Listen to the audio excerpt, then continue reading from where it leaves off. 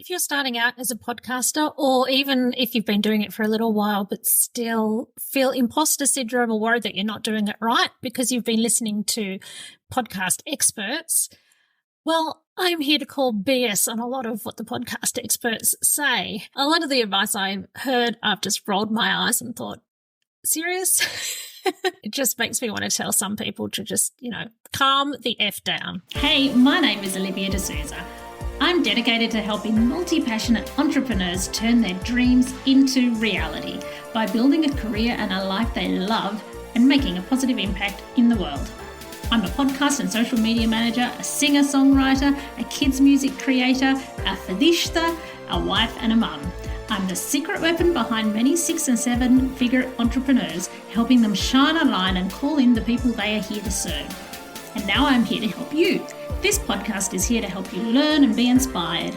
You'll learn about podcasting, lead generation, business, and all about the real life stories of people behind the businesses just like you. Think of it as a place to hang out with your like-minded business bestie who gets what it's like. So grab a cuppa and hit subscribe so we can hang out again.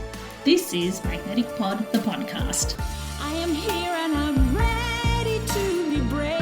Cannot miss me, I'll stand on every stage. I'm available for my destiny to reach my people.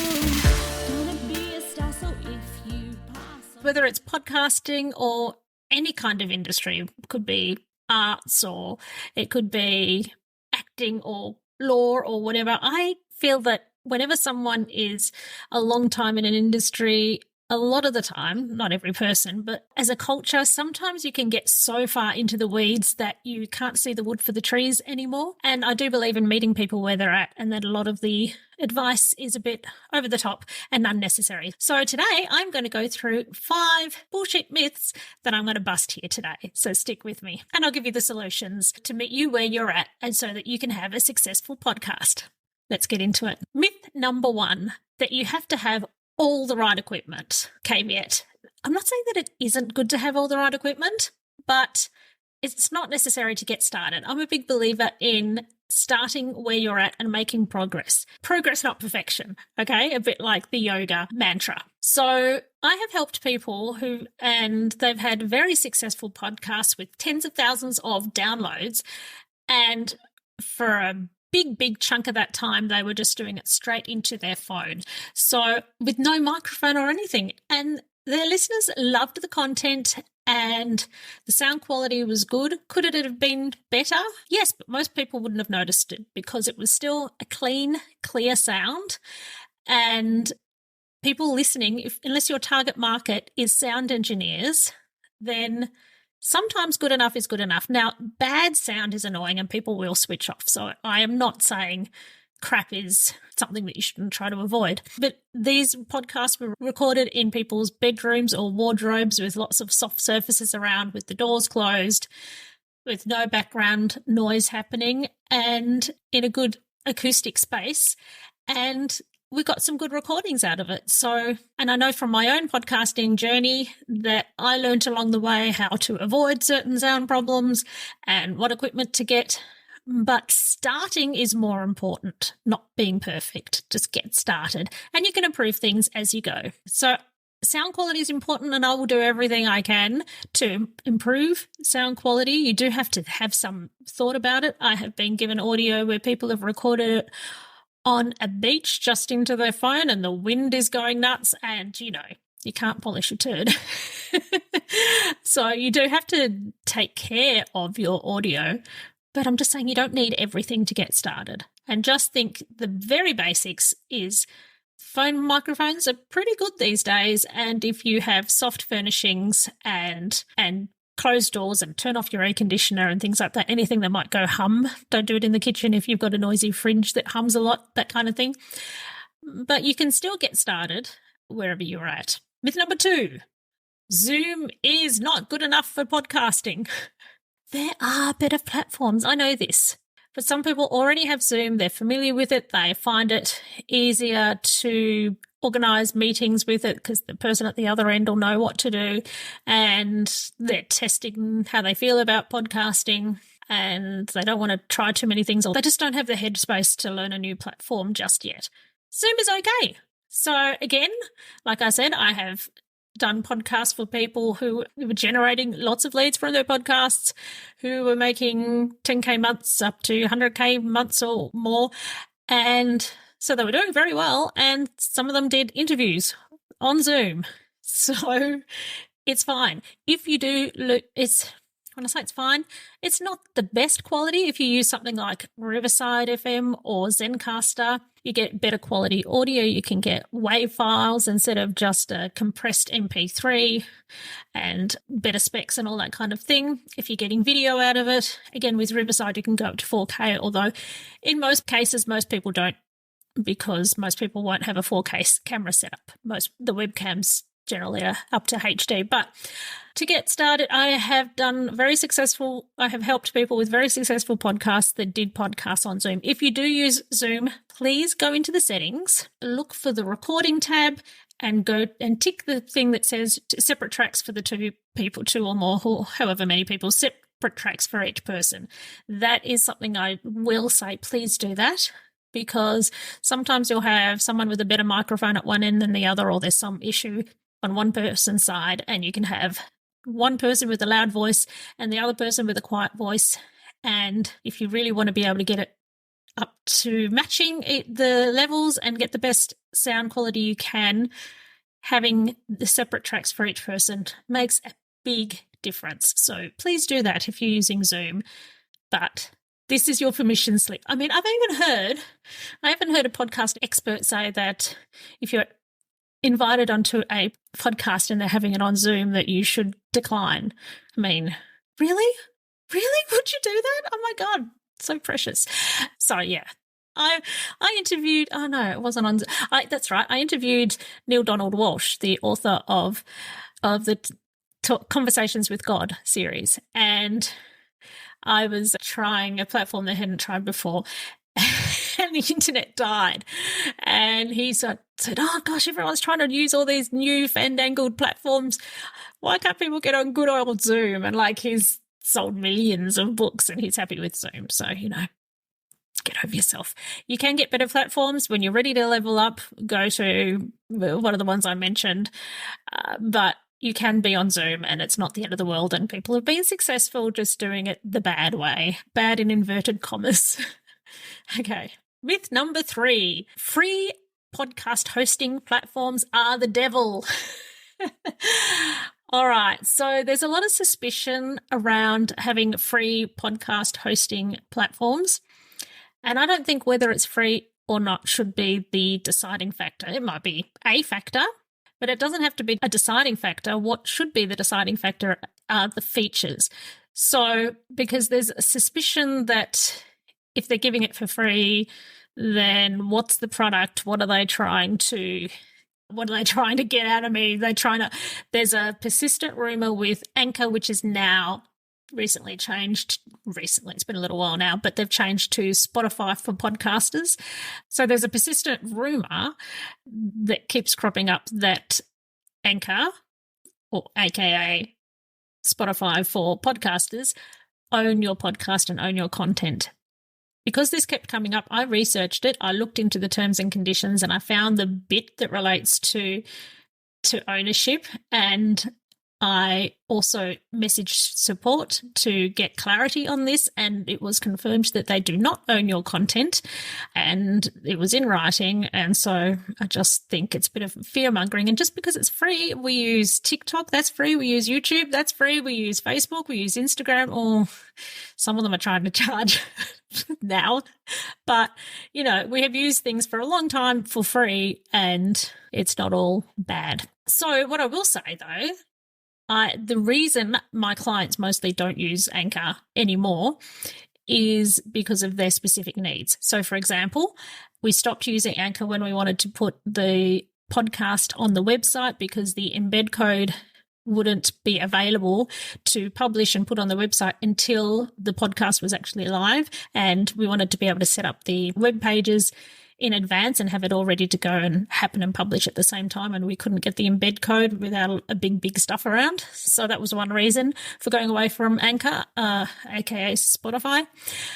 And the other reason we went away is because I have clients that want to be able to do dynamic ads. So you can put so we like Buzzsprout. So you can put dynamic content into Buzzsprout, your own ads, deliver ads for your own products or services or whatever announcements you want to make, and they can be updated and they're not in there forever. They're not burned permanently into the episodes. They are something you can put up and take down and change and update, and you could sell sponsorship directly to people by having the ability to do those dynamic ads without having to meet minimum requirements and that kind of thing. So that was a feature that wasn't available for the clients that wanted it through Anchor. So that's another reason. So it really depends on the actual features that you're looking for. But apart from that, there's nothing really wrong with Spotify for podcasters. Myth number 4. You have to have thousands of downloads before you can make money from podcasting. No! Basically, I think of podcasting as a marketing tool, and it has to make sense within the ecosystem of your business and what you're trying to achieve. So, for example, for me, I want to create, my ideal client is an entrepreneur, someone who is following their passions or doing something that matters to them, who does something positive in the world, who often is female, but doesn't have to be, but they're doing it within school hours and time poor, and they want to have an online presence everywhere, and they have a big message, so podcasting really suits them. So, and they need some support emotionally and guidance-wise, as well as time. So the content I create is for those people. You don't necessarily have to have a big following. You just have to have a targeted following. You have to have an engaged following. If you're in a room with 50 people and you're speaking to them and they're listening to you, that's a win and that's impressive, and you could go on to get sales out of that. You can also use it for sponsorship, even with a small following, as long as you're with a platform, say, like Buzzsprout, where you can control and not have to worry about someone else's eligibility criteria. If you've got a highly targeted audience that somebody else wants to get in front of, then that's an opportunity for sponsorship.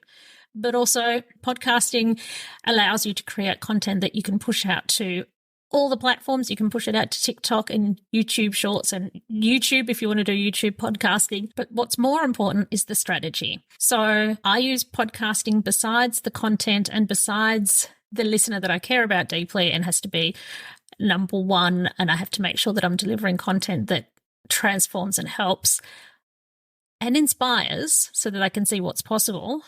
There's other aspects too. I can use it as a tool to network, and I do.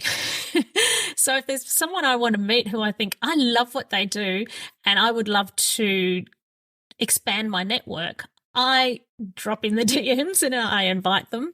And as long as they're also a fit for this podcast and my listeners, then I get to expand my network so that person could potentially be a client, but not necessarily. I don't think in those terms. Otherwise, all my podcast guests would be like, you're trying to sell to me, which I'm not doing. But we open relationships, so it means that they know me and I get referrals, or it means that we start having a conversation and we might do a collaboration. We might go, hey, let's get together. And I am actually speaking with someone at the moment, but I can't say anything until we finalize some details. But basically, if you're expanding your network and talking to people, you can go, hey, I do this, you do that. We're both kind of doing something that is directed at the same target audience, and we could do something that works together really well.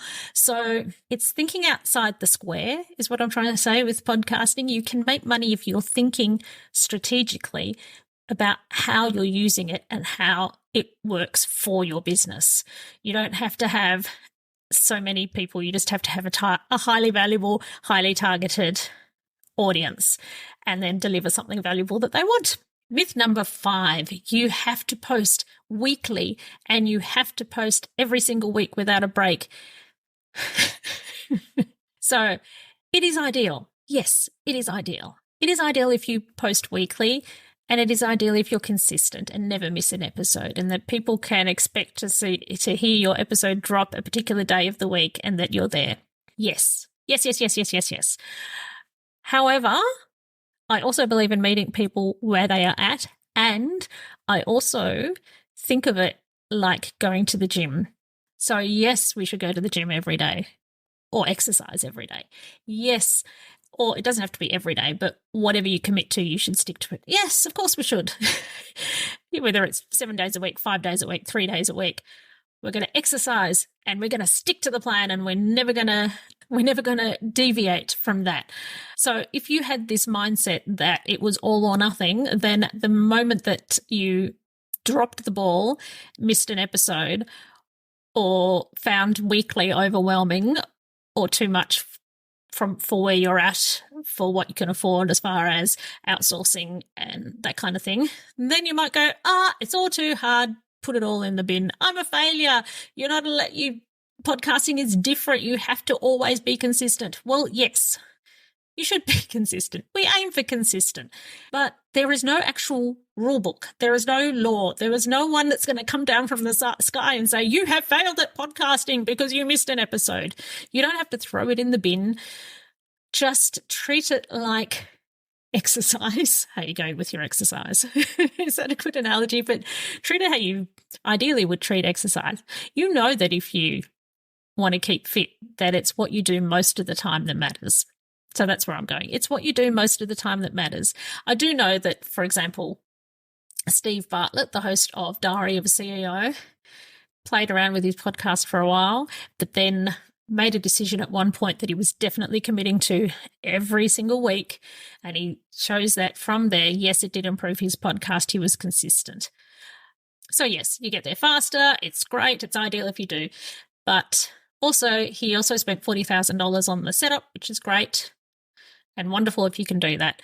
But what I'm saying is I believe in meeting people where they're at. So treat it like the gym. I think I've made that point. Don't use it as an excuse to stop altogether. Give yourself some grace and believe in yourself. It's like if you don't exercise sometime, still believe in yourself and get back on the horse and get back in that direction. Don't just give it up altogether because you weren't perfect. So in summary, I believe in meeting people where they're at and progress, not perfection. I think a lot of it is to do with mindset and believing in yourself and momentum.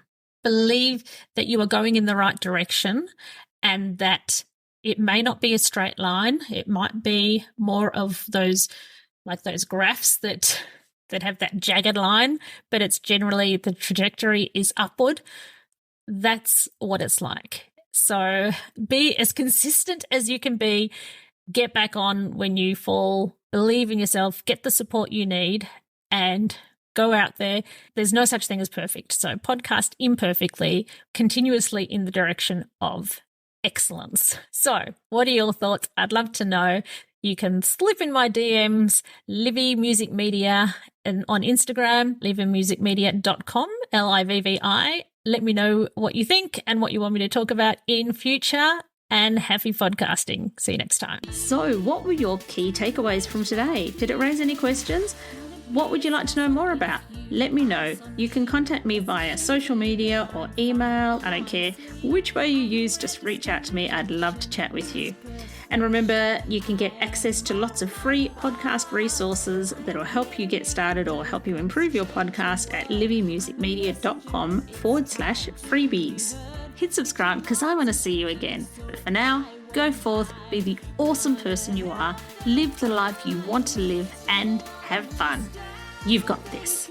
See you next time. Show them who I be, unavoidable everywhere you see me. Reach my people, claim my power. There's no hierarchy. It is me and the universe, baby. Rock solid and so ready to reach my people.